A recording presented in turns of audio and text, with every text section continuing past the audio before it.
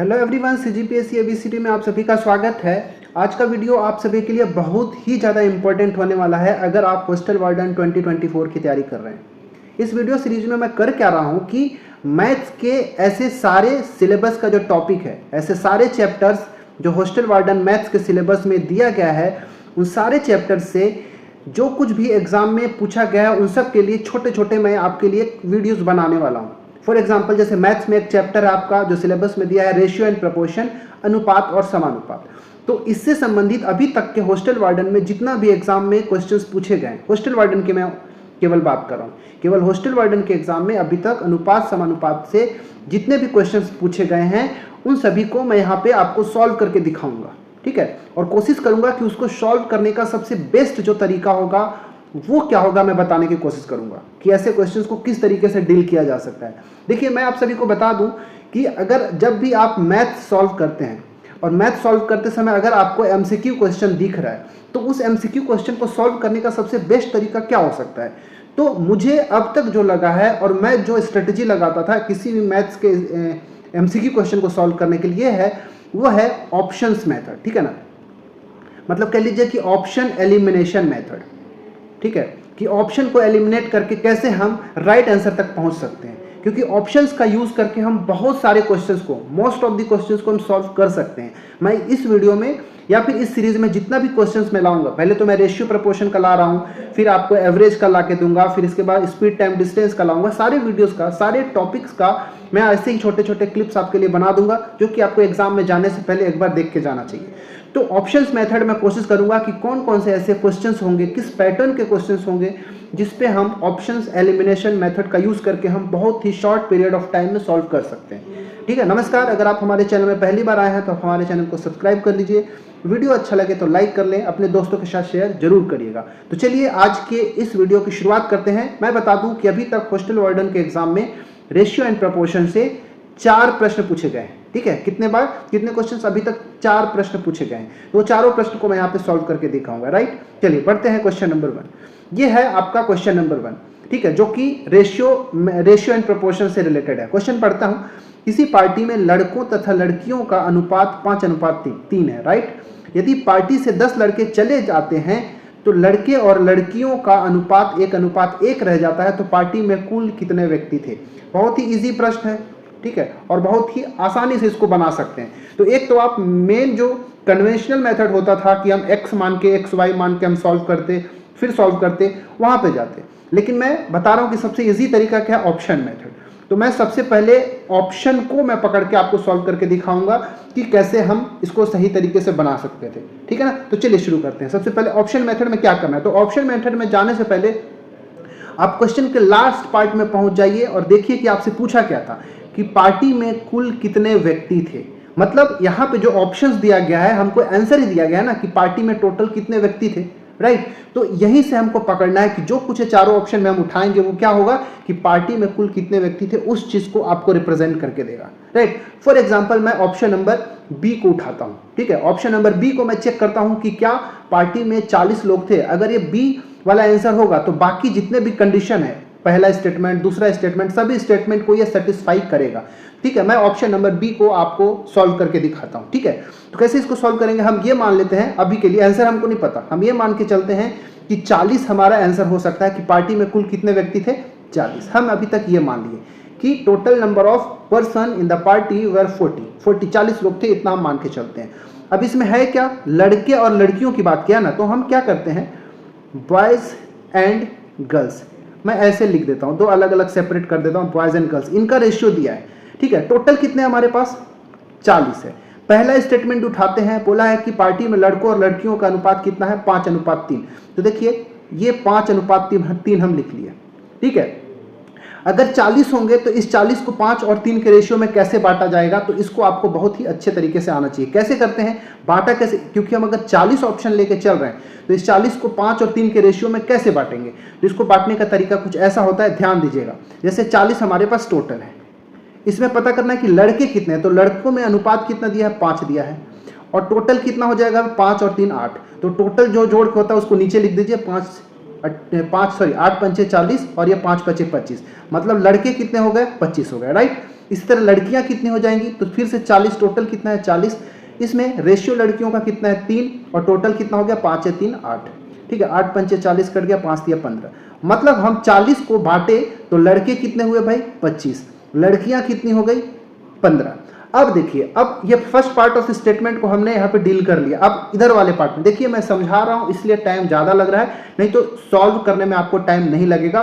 मैं लिख के दे रहा हूँ, इस तरीके से आप सॉल्व करिएगा। ठीक है, तो हमने 40 को लिया, 40 को हमने बांट दिया। हम जस्ट चेक कर रहे हैं कि 40 हमारा ये सारे कंडीशन को फुलफिल कर रहा है कि नहीं, राइट। तो इस 40 को हमने 5 और 3 के रेशियो में बांटा तो पता चला कि 25 लड़के हैं और 15 लड़कियां, ठीक है ना। अब हम अगले पार्ट में चलते हैं। अब बोला कि यदि पार्टी में से 10 लड़के चले जाते हैं तो लड़के और लड़कियों का अनुपात 1:1 रह जाता है। अब इस कंडीशन को चेक करते हैं। 25 लड़के थे, इसमें से 10 लड़के चले गए, तो 25 में से जब 10 लड़के चले गए तो लड़के कितने बच गए भाई 15 लड़के बच गए। लड़कियां तो गई नहीं, तो लड़कियां तो अभी कितनी है 15 की 15 है। मतलब अब 10 लड़के के जाने के बाद लड़के भी 15 हो गए और लड़कियां भी 15 हो गए। इन दोनों का अनुपात अगर 1:1 आता है तो हमारा ये कंडीशन बिल्कुल राइट आंसर हो जाएगा। ठीक है, तो बिल्कुल हमारा बन रहा है, देखिए ना, ये क्योंकि अनुपात का मतलब ही क्या होता है, बट्टा में होता है 15 और ये 15।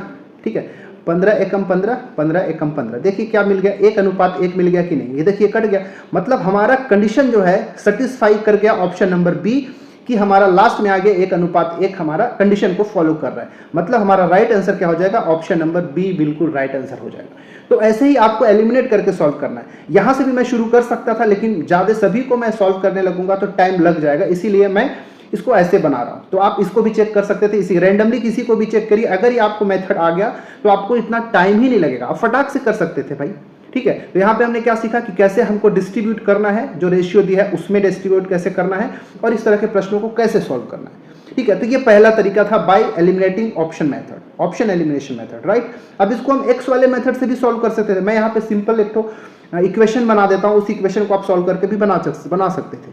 कैसे, इसके बाद मैं और भी कई तरीके जानता हूँ, लेकिन मैं ऑप्शन मेथड यहाँ पे यूज कर रहा हूँ। ठीक है, दूसरा तरीका था हमारा रेशियो मेथड को हम एक्स वाई लेके हम बनाते, जो हमारा कन्वेंशनल मेथड था। वैसे कैसे कि मान लेते कि लड़के कितने हैं 5, लड़की 3 है, 5-3 का अनुपात है, तो हम ये बोलते कि लड़के मान लिए कि 5x है और लड़कियां कितना है 3x है। तो इन दोनों का अनुपात है तो हम भाग में लिख सकते हैं। फिर क्या है कि 10 लड़के चले गए तो लड़के वाले पोर्शन ऊपर में है तो हम 10 घटा दिए, लड़कियां तो कोई गई नहीं तो 5x माइनस 10/3 हो गया। जाने के बाद अनुपात कितना हो गया 1:1, तो हम इसको बराबर कर दिए 1:1। अब इसको आपको सॉल्व करेंगे, इसको आप सॉल्व करेंगे तो आपको x का वैल्यू मिलेगा। x का वैल्यू सॉल्व कर ही देता हूँ, 3x का इधर क्रॉस मल्टीप्लाई करेंगे तो 3x हो जाएगा और ये तो सेम ही रहेगा, तो 5x माइनस 10 बराबर 3x हो जाएगा। तो हम क्या करेंगे, इसको सॉल्व करेंगे तो 5x माइनस 3x लेफ्ट में आ जाएगा और 10 को माइनस 10 को राइट साइड में ले जाएंगे तो 10 हो जाएगा। यहाँ पे देखेंगे तो क्या मिला 2x बराबर 10 मिला, तो x कितना मिल गया 5 मिल गया। ठीक है, यहाँ पे हमने x का वैल्यू निकाल लिया। अब लेकिन पूछा है कि टोटल कितने लोग थे पार्टी में, तो लड़के जो थे 5x थे और लड़कियां 3x थी, तो टोटल कितने थे 5 और 3 8x। 8x को हम लिखेंगे 8 इंटू x का वैल्यू अभी क्या आया 5, तो 8 पंचे 40। तो ऐसे भी हम सॉल्व कर सकते थे। तो आप दोनों मेथड से सॉल्व कर सकते हैं, लेकिन जो मैं ऑप्शन एलिमिनेशन मेथड बता रहा हूँ वो बड़े बड़े क्वेश्चन में भी इंप्लीमेंट होगा। ठीक है, अगर आप ऐसे कन्वेंशनल मेथड से सॉल्व करने के लिए आप आदि हो गए हैं, वैसे ही करते थे, तो आप उसको भी सॉल्व कर सकते हैं, लेकिन आपके अंदर एक स्पीड आना चाहिए। ठीक है, तो हमने यहाँ पे 2 मेथड बताया, एक तीसरा मेथड भी होता है, चाहे तो मैं उसको भी बता देता हूँ, लेकिन चलिए 2 ही मेथड आप बना के रखिए। अब क्वेश्चन नंबर 2 में मैं उसको लगा के दिखाऊंगा। देखिए ये है क्वेश्चन नंबर 2 और ये क्वेश्चन नंबर 2 को भी मैं ऑप्शन एलिमिनेशन मेथड से बनाऊंगा। ठीक है, मैं फिर से आपको बता दूं कि कभी भी आपको क्वेश्चन दिखे तो आपके अंदर ऐसा प्रैक्टिस होना चाहिए कि ऑप्शन देखते ही हम एलिमिनेट करके हम आंसर ले आए, तो ये कोशिश करिएगा। ठीक है, चलिए बनाते हैं। क्या बोला है कि ए तथा बी की आय का अनुपात 3:2 है, राइट। इसके बाद खर्च का अनुपात 5:3 है। यदि दोनों 200 रुपए की बचत करते हैं तो ए की आय कितना है। ठीक है, बताना है कि ए की आय कितनी होगी, 800 रुपया होगा या 1500 होगा, 1000 रुपये होगा या फिर 1200 होगा। तो मैं जो बता रहा हूँ कि ऑप्शन मेथड से, तो मैं सेलेक्ट कर लेता हूँ कि मान लेता हूँ ऑप्शन नंबर डी जो है हमारा राइट आंसर है। हम ऐसा मान रहे हैं। ठीक है, हम ये मान के चल रहे हैं कि ए की आय कितनी है, ये हम मान रहे हैं कि ए की आय 1200 रुपये। ठीक है, चलो अब फिर हम ए और बी को यहाँ पे बांटते हैं। यहाँ पे लिख दिया मैं ए, यहाँ पे मैं लिख देता हूँ बी। ए और बी का अनुपात की मैं बात करूंगा, तो सबसे पहले देखिए पहला स्टेटमेंट क्या है कि ए और बी के आय का अनुपात कितना है भाई 3:2। आय की मैं बात कर रहा हूँ, और आय को ही हम मान के चल रहे हैं क्या, 1200 रुपये। अच्छा, आय को अगर 1200 रुपये हम मान के चल रहे हैं और उनकी आय का अनुपात 3 अनुपात दिया है, तो क्या हम उनका एक्चुअल जो आय है, जो इनकम है, उसको निकाल सकते हैं क्या? बिल्कुल निकाल सकते हैं, जैसे हमने प्रीवियस वाले क्वेश्चन में किया।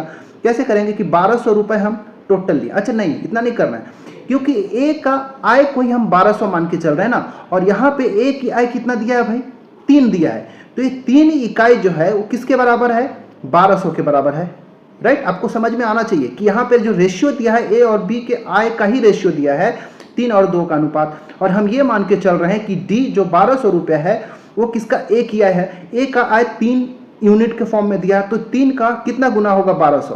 तो देखिए 3 में अगर हम 400 का गुना करेंगे तब कितना होगा, 1200 रुपये होगा। मतलब अगर हम बी की आय निकालना चाहें तो कैसे करेंगे, क्योंकि ये दोनों अनुपात के रूप में है, रेशियो के रूप में है, तो इसमें भी अगर हम 400 का गुना कर दें तो कितना हो जाएगा, 4 दूनी 800 रुपये। ये 800 रुपये जो होगा ये क्या होगा, तो हम ये मान के चलेंगे कि बी की आय कितना हो गया, 800 रुपये। ए की आय कितना है, हमने 1200 रुपये मान के चला है। तो ए और बी की आय तो हमने अभी तक पता कर लिया। अब हम आगे चलते हैं।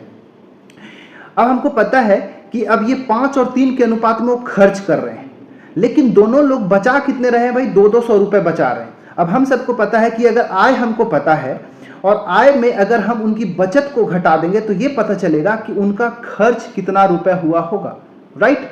तो अगर ए जो है 1200 रुपये कमा रहा है और कितना बचा रहा है भाई, 200 रुपये बचा रहा है, तो ए का खर्च कितना होगा भाई, ए का खर्च कितना होगा बताइए। ये 1200 कमा रहा है और इस 1200 में खर्च करने के बाद 200 रुपये बचा रहा है, मतलब ए कितना रुपए खर्च कर रहा है, तो 1200 में 200 घटा दिए तो 1000 रुपये।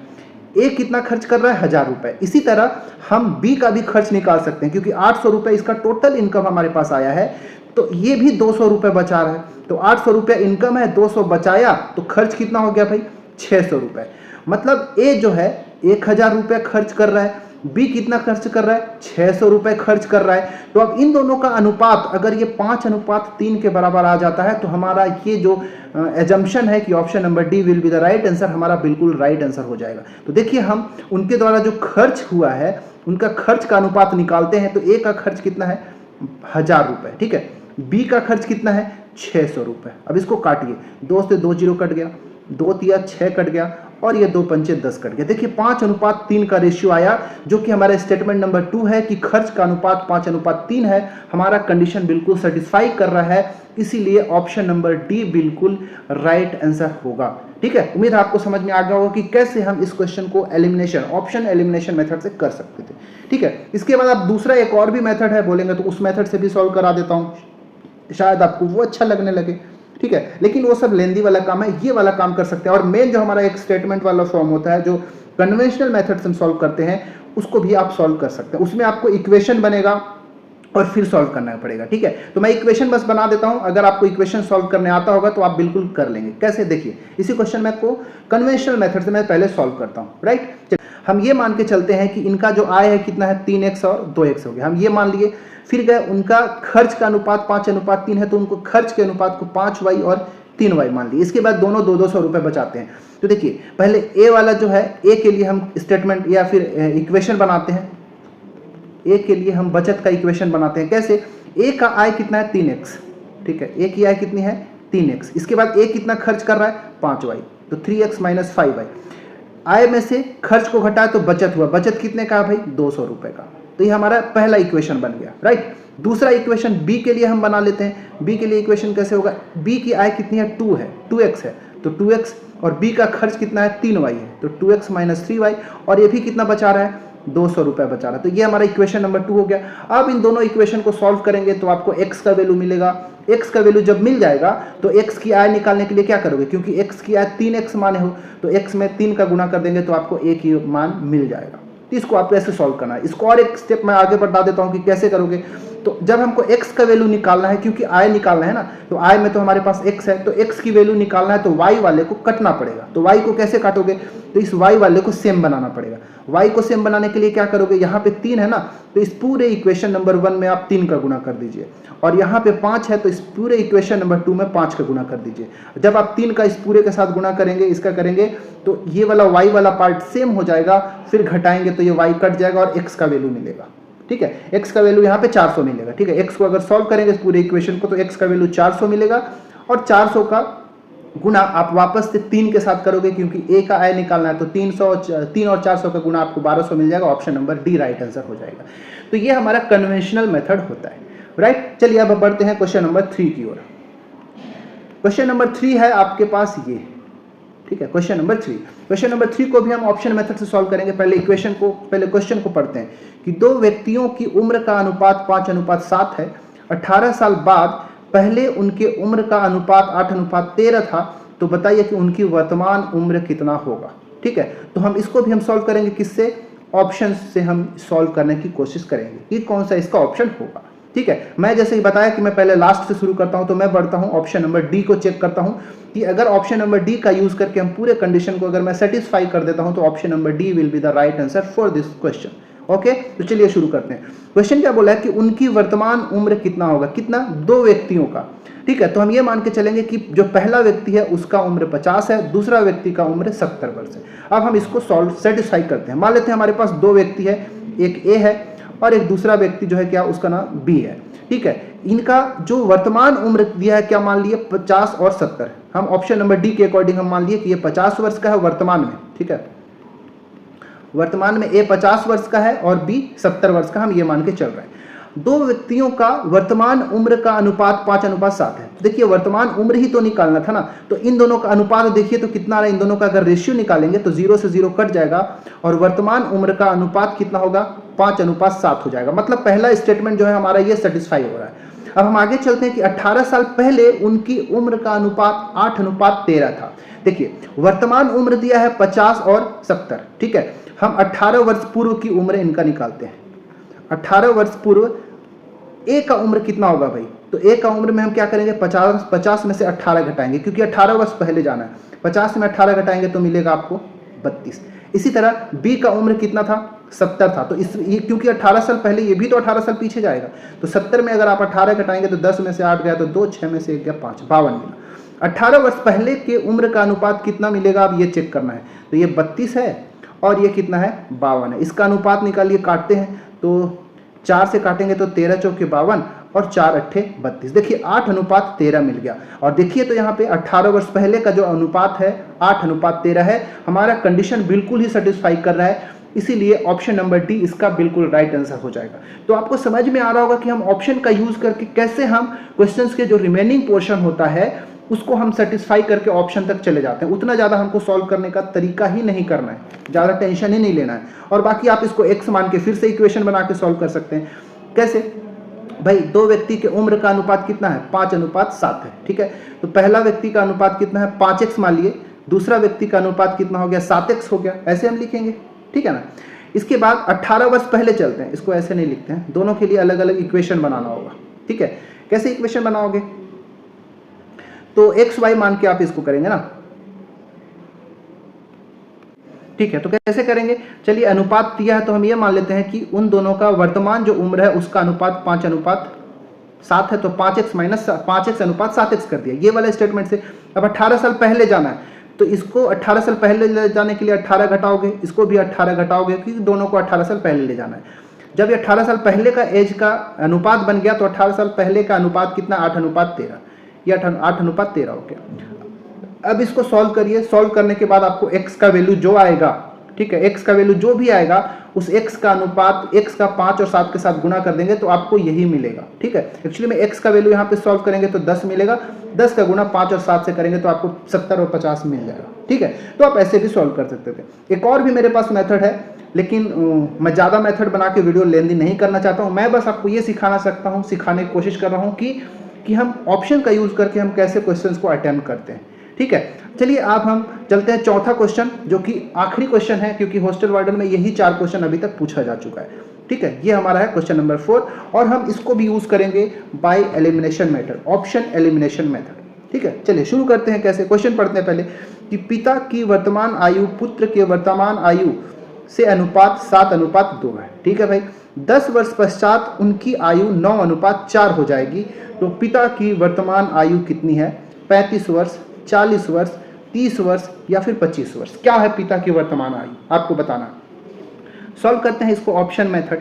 इसके बाद एक दूसरा मेथड जो मैं बोल रहा हूँ, इस क्वेश्चन को मैं सॉल्व करके बताता हूँ। बाकी क्वेश्चन में भी मैं इंप्लीमेंट कर सकता था, लेकिन यहाँ भी एक सेकंड मेथड आपको बताऊंगा और आपको बहुत इंटरेस्टिंग लगेगा। ठीक है, चलिए शुरू करते हैं। तो हम ऑप्शन लेके चलते हैं, ठीक है, कि कौन सा ऑप्शन हमारा बिल्कुल राइट आंसर होगा, हम पहले ये चेक करेंगे। ठीक है, तो हम मान के चलते हैं, इस बार इधर से शुरू कर लेते हैं। ठीक है ना, मान लेते हैं ऑप्शन नंबर ए को हम चेक कर रहे हैं कि हमारा क्या 35 वर्ष होगा क्या पिता की। किसकी उम्र भाई? पिता की उम्र पूछा है, तो ये ऑप्शन सब पिता के रिलेटेड ही दिया होगा। तो हम ये मान के चल सकते हैं कि पिता की वर्तमान उम्र कितनी है भाई? 35 वर्ष है। ठीक है, 35 वर्ष हम मान के चलते हैं। ठीक है भाई, अगर अच्छा उनके पिता और पुत्र, फादर और सन, इन दोनों का प्रेजेंट एज का रेशियो क्या दिया भाई? 7:2। ये 7:2 क्या दिया है? उनकी जो वर्तमान प्रेजेंट वाला जो उम्र है उसका रेशियो दिया है ना 7:2। लेकिन हम ये मान के भी चल रहे हैं कि पिता की वर्तमान उम्र कितनी है भाई? 35 वर्ष है। ठीक है, पिता की वर्तमान उम्र कितनी? 35 वर्ष। तो इस 7 का कितना गुना हो गया? 5 गुना हो गया। तो पुत्र का भी हम 5 गुना कर देंगे, क्योंकि अनुपात है, अनुपात में जो इसके साथ गुना करेंगे वही इसके साथ भी करना। तो 5 दूनी 10 वर्ष। मतलब अगर पिता का उम्र 35 वर्ष है तो पुत्र का उम्र कितना होगा? 10 वर्ष होगा। ठीक है, वर्तमान की मैं बात कर रहा हूं। अब हम आगे चलते हैं कि 10 वर्ष पश्चात क्या इतना रेशियो हो जाएगा क्या? अब देखिए 10 वर्ष बाद हम चलते हैं। 10 वर्ष बाद जो फादर है और जो सन है उनका एज कितना होगा? फादर कितना है भाई? 35 वर्ष है अभी प्रेजेंट में। 10 साल बाद कितना हो जाएगा? ये 45 वर्ष हो जाएगा। पुत्र अभी कितना है? 10 साल का है, लेकिन 10 वर्ष बाद अगर कितना हो जाएगा? तो 10 10 20 हो जाएगा। अब इसका हम रेशियो निकालते हैं। तो देखिए 5 चौको 20, 5 9 45, 9 और 4 का रेशियो मिल गया। देखिए यहाँ पे जो कि है, ठीक है, क्या बोला है? 10 वर्ष पश्चात उनकी आयु कितने? 9:4 के अनुपात में हो जाएगा। और देखिए हमारा 10 वर्ष बाद हमारा आया, मतलब ऑप्शन नंबर ए ही बिल्कुल राइट आंसर हो गया। तो ऐसे ही आप चेक करिएगा, एक डी से, एक लास्ट से शुरू करिएगा, एक शुरू से शुरू करिएगा। ये दोनों नहीं रहेगा तो बी और डी को ऐसे चेक, बी और सी को चेक करना है। तो ये ऑप्शन एलिमिनेशन मेथड से हमने इस क्वेश्चन को भी सॉल्व कर लिया। अब मैं आपको एक नया तरीका जो मैं बताने को बोल रहा था, चलिए यहाँ पे मैं बताने की कोशिश करता हूँ। हालांकि इसमें जरूरत ही नहीं है क्योंकि बहुत ही सिंपल क्वेश्चन है, क्या ही करना। फिर भी चलिए मैं यहाँ पे आपको लगा के दिखाता हूँ कि कैसे हम मेथड का यूज कर सकते हैं। ठीक है, चलिए देखिए क्या मैं बनाना चाह रहा था आपको। देखिए ये फादर के लिए मैं एफ लिख दिया, सन के लिए मैं एस लिख दिया। दोनों के लिए जो प्रेजेंट वाला एज है उनका रेशियो कितना है? 7 और 2 का रेशियो है। ठीक है ना। इसके बाद क्या दूसरा रेशियो क्या दिया है कि 10 वर्ष पश्चात का। ठीक है, तो 10 वर्ष बाद का रेशियो कितना है भाई? 9 और 4 का रेशियो है। ठीक है, देखिएगा इसको मैं कैसे सॉल्व करने की कोशिश करता हूं। ये 7 और 2 का प्रेजेंट में है, जब 10 वर्ष बाद आएगा तो उनके उम्र का अनुपात 9:4 हो जाएगा। ठीक है, देखिएगा मतलब 10-10 वर्ष दोनों बढ़ रहे हैं ना, ये हमको चेक करना। देखिए 7 से ये कितना बढ़ा? 2 बढ़ा। यहाँ पे देखिए 2 से कितना? 4 बढ़ा, ये भी 2 बढ़ा। मतलब ये दोनों फादर और सन दोनों का रेशियो में कितने का बढ़ा है भाई? 2 का बढ़ोतरी हुआ है। ठीक है, लेकिन 2 वृद्धि ना होकर हमको क्वेश्चन में क्या बोला है कि 10 वर्ष पश्चात, क्योंकि देखिए ना भाई ये प्रेजेंट का है, ये 10 वर्ष बाद का रेशियो है ना। मतलब उम्र का गैप कितने हो रहा है प्रेजेंट से लेके ये वाले तक? 10 वर्ष का। मतलब कहने का कि ये जो 2 इकाई है वो कितने वर्ष के बराबर है? 10 वर्ष के बराबर है। मतलब 2 पंचे 10, 5 गुना हो रहा है। अब आपसे पूछा क्या है कि फादर का प्रेजेंट आयु क्या है? तो देखिए फादर का प्रेजेंट में रेशियो कितना है? 7 के फॉर्म में है, तो इसमें भी आप 5 का गुना कर दीजिए, तो 7 पे ना 35। देखिए ये 35 वर्ष आ गया। तो मैं ऐसे ही इस तरीके से भी मैं बहुत सारे क्वेश्चंस को सॉल्व करता हूं और कर सकता हूं और करवा सकता हूं। और बहुत सारे वीडियो में ऐसा फॉर्मेट मैं यूज़ किया हूं जो कि आपको बहुत सारे मैथ्स के वाले वीडियो में मिल जाएगा। तो ये था पूरा 4 प्रश्न जो कि हॉस्टल वार्डन में आए थे अनुपात समानुपात से संबंधित। मुझे लगा कि इस ऑप्शन एलिमिनेटेड मेथड से हम सॉल्व कर सकते हैं, जो कि बहुत ही जल्दी क्वेश्चंस को सॉल्व कर सकते हैं। ठीक है, कैसा लगा आपको ये वीडियो आप कमेंट करके जरूर बताइएगा। चैनल में नया है तो सब्सक्राइब जरूर कर लेंगे, वीडियो अच्छा लगे तो लाइक करें, दोस्तों के साथ शेयर करते हैं। इस वीडियो में इतना ही, देखते रहिए हमारे वीडियोस को। मिलते हैं किसी और वीडियो में, धन्यवाद।